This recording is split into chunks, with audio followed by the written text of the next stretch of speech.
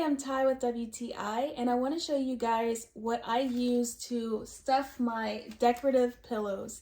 It's this polyfill premium polyester, and what it looks like is this fluff right here. So this is what it looks like.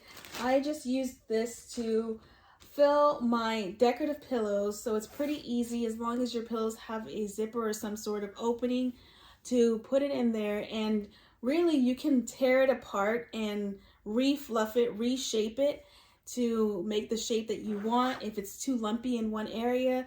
So I really love that about this polyester fill, that it is flexible and that it really does work well. I've washed it inside of the pillowcase before and it still looks really great. So I think that it's really nice and squishy and soft and comfortable, and that's my point of view.